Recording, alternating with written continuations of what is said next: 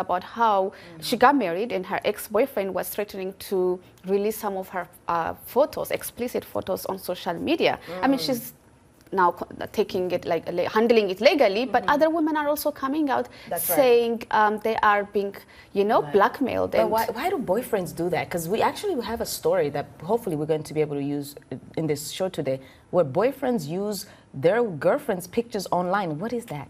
Yeah, I know. I mean, this is why we are going to talk about cyber violence today. Cyber violence is on the rise worldwide. While there is no gender difference in cyber aggression, reports indicate that it's now the most prevalent form of violence against women. According to a new report released by Every Women Treaty, a diverse coalition of women's rights advocates in 128 countries working for a safer world for women and girls worldwide, as many as 73% of the world's women have experienced some sort of online violence. There are various forms of cyber violence against women and girls, including cyber stalking, hate speech, sexual harassment, threats of rape and distribution of sexually explicit images and videos without their consent.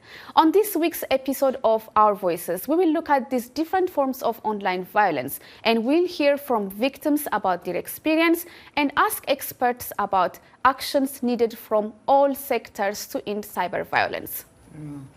Now, technology is the driving force in the growth of Kenya's economy. In East Africa, Kenya is called the Regional Computer and Information Technology Hub.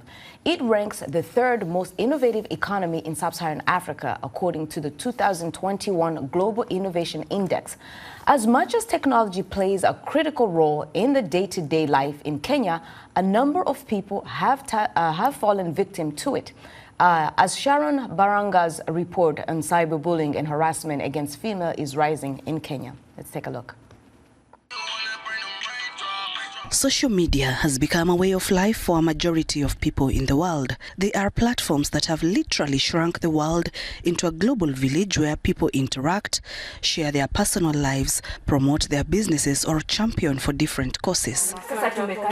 On the flip side, it has been the cause of anguish for some people who have fallen victim to cyberbullying and harassment. In Kenya, a number of young women have had nasty experiences with cyberbullying. One of them is Anastasia Murugi, a student at the University of Embu. One of my friends gave me a dare, post this video in your TikTok account, and I did it.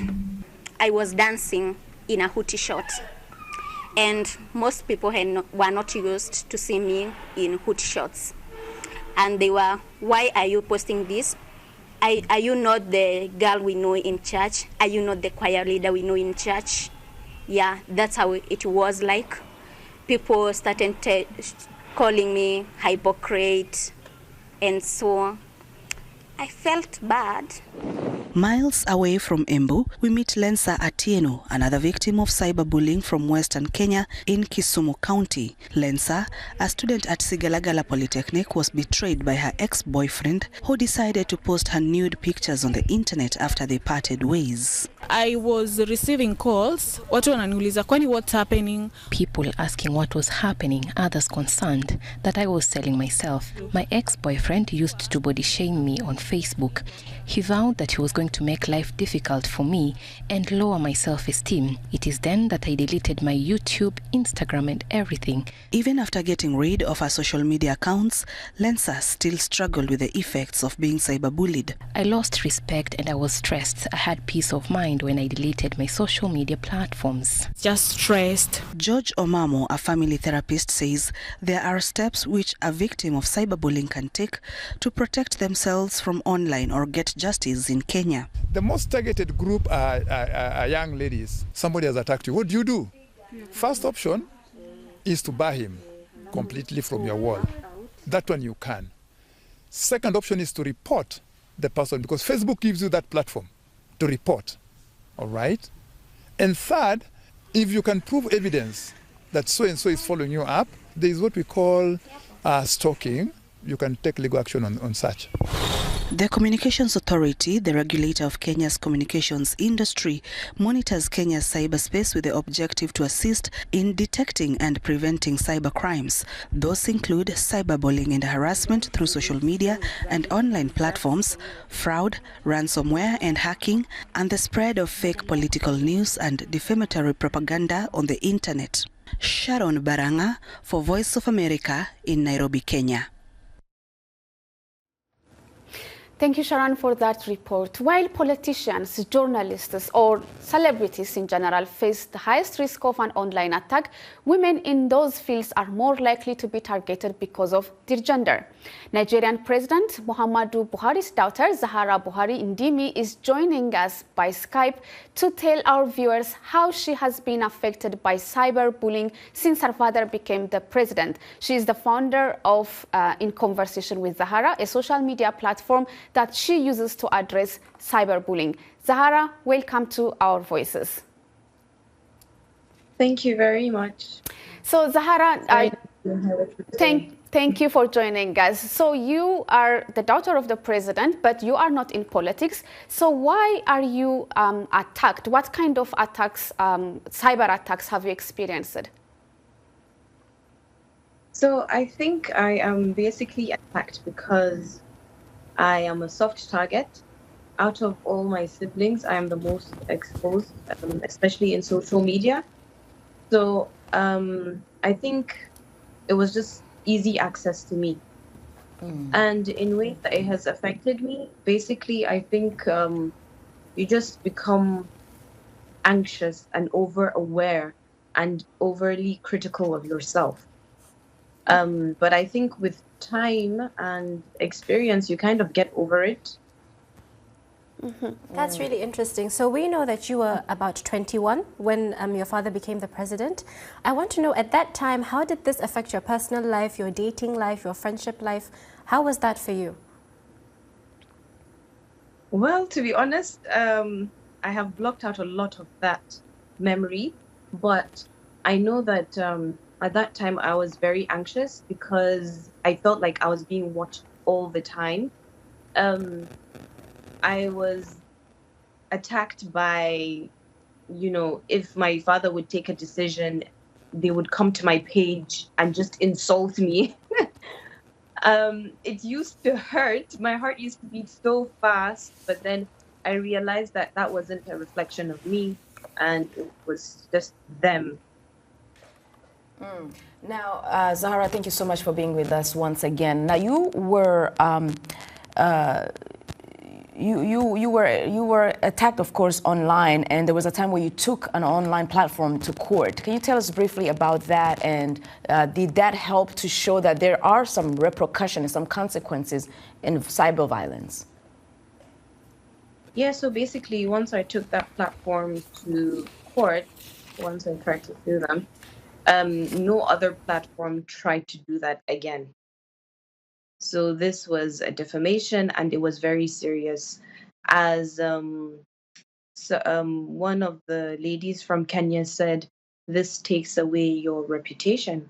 It's very, very bad, and people have no idea what they're doing. They just buy data for a few, shillings or naira, and they can destroy a person's life. So it's good for people to make example out of others.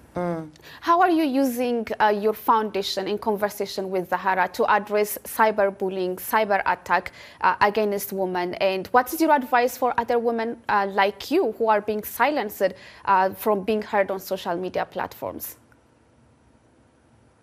So I started In Conversation with Zahara out of the need to discuss issues of the society.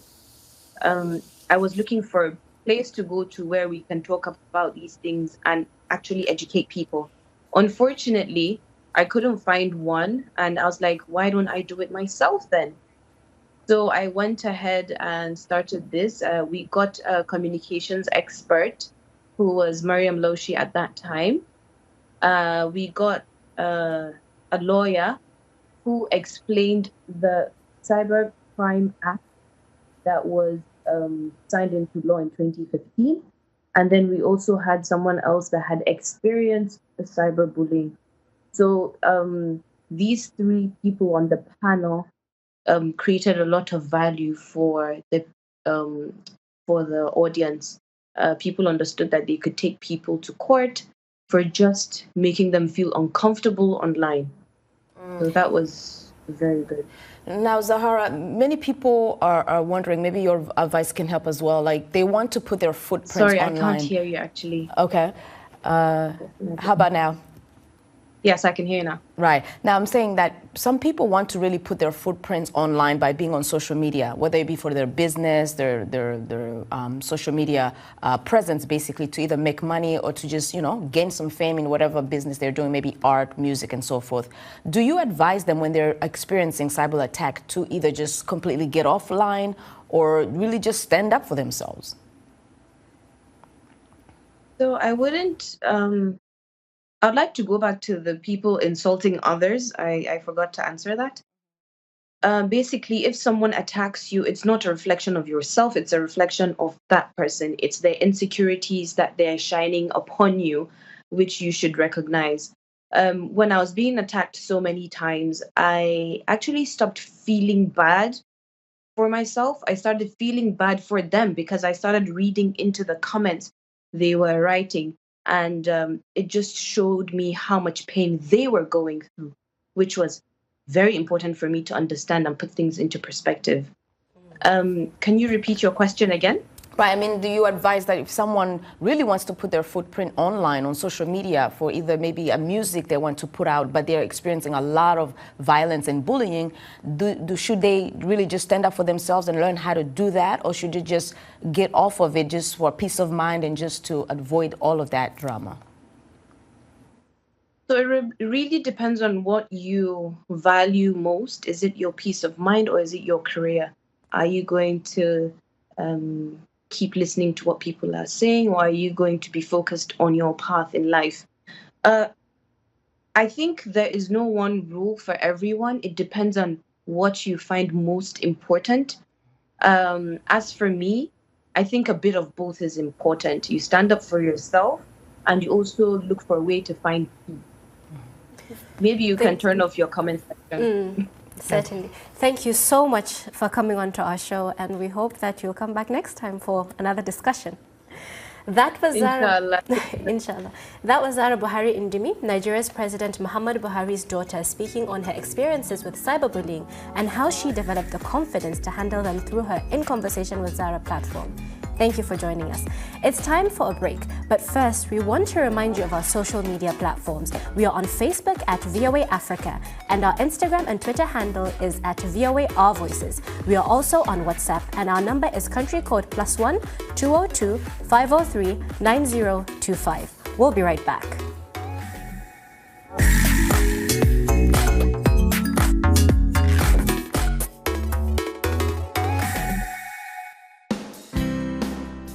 Health, wellness, sport, beauty, medical breakthroughs. Healthy Living cares about your well-being. What are the main health concerns in Africa and around the world? Find out the latest on coronavirus. Connect with our experts and ask them questions. How long does the virus stay? Join me, Linor Moudou, in Washington every week on Healthy Living, right here on VOA.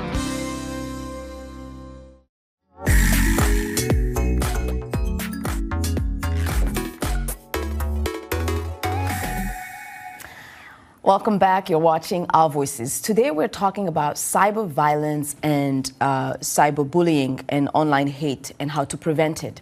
Now, according to UN Women, cyber violence is one of the greatest impact of online violence against women is pushing them away from digital spaces. To learn more about how cyber violence is disempowering women, we talked to women in Nigeria, and here's what they had to say.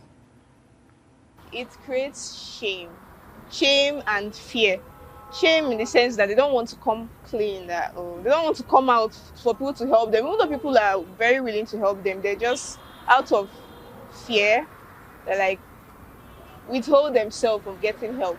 it's fun to others, especially people on Twitter now. You see them laughing and catching cruise, but then the victim will actually, like, I wonder how they'll feel. Like, you are trending everywhere and it's not for a good cause. But at the end of the day, either the two parties or one of them have emotional trauma, something like that. In our world today, we know that women are most vulnerable.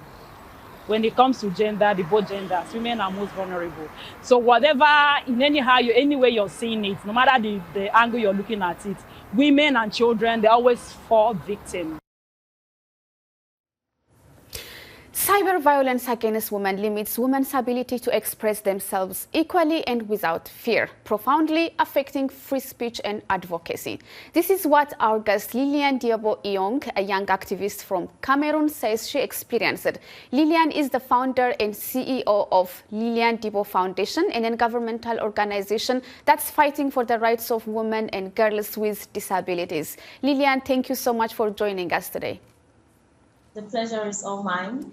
So you were once running to be Miss Wheelchair Cameroon, and you were trying to use Facebook to get votes for that, but you were experiencing cyberbullying and cyber attacks. Tell us about that. What was that like? Okay. You know, when I left the university, I wasn't too much into social media.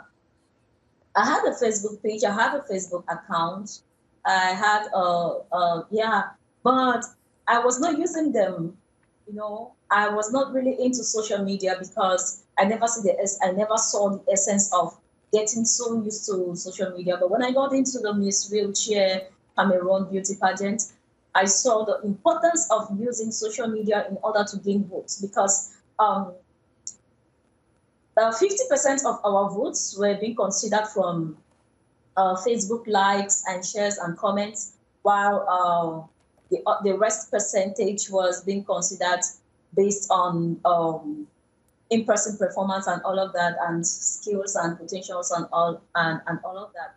So getting into Facebook in order to boost my pictures to have more votes, you know, doing posts here and there, I came to realize that there is another form of violence, called the cyber violence, where I received so many friend requests from men that I don't know, from different kinds, from different countries. And one particular thing about a majority of them is they will send a friend request, and I saw it as a way of me gaining more friends in order to gain more votes.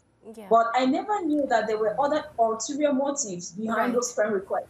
100%. Immediately I accept the friend request, the next thing is somebody showing me his private parts and telling me to show him mine.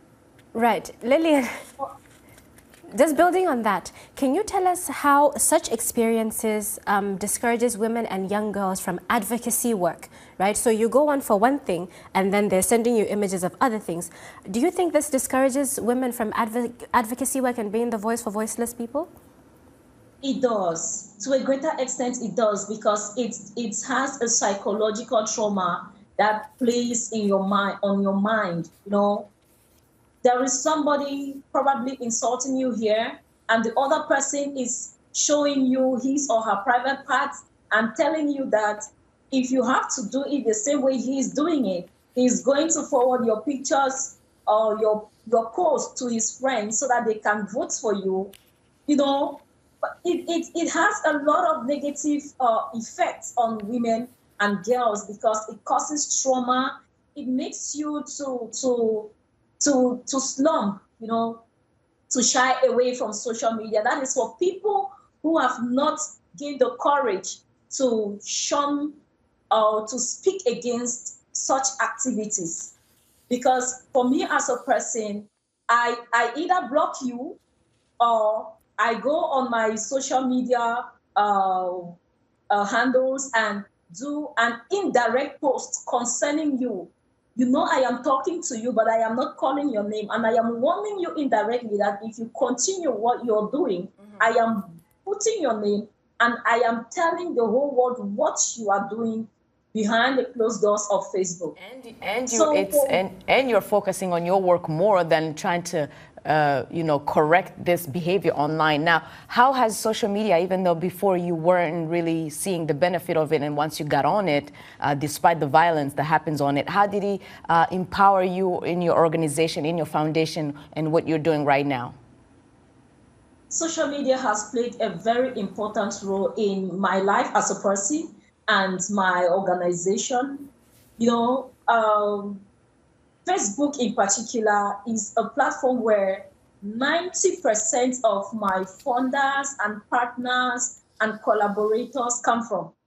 Each post I do, it creates a platform for me to gain more partners and more sponsors. So there is more positive sides of social media than the negative sides. And I would say that it has increased my level of visibility. It is from Facebook that I got to connect with Every Woman Treaty. It is from Facebook that I got to gain more funders like the Global Fund for Women, Swiss Embassy, and the Zero Project, which is one of our recent awards or grants that we won, Lilian Thibault Foundation won. So social media has more positive sides than the negative sides. Although the repercussions of the negatives of the negative sides are dehumanizing, are traumatizing, and can launch someone into depression, which is life costly. But if we tilt our eyes away from the negative sides, we will see more of the advantages than the disadvantages of social media. Wow, thank you so much. We appreciate your time and continue to do great work in the community. Now, Lilian Thibault Eyong is a founder and CEO of Lilian Thibault Foundation and a strong advocate for women with disability. Thank you so much for joining us. We appreciate you. Thank you so much. It's an honor.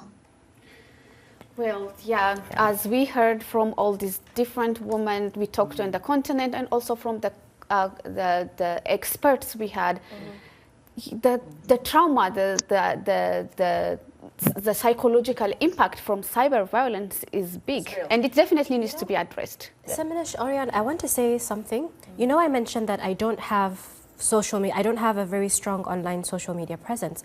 And to be really honest, we're having an honest conversation here. It's because I felt as though I was on the path of becoming a bully.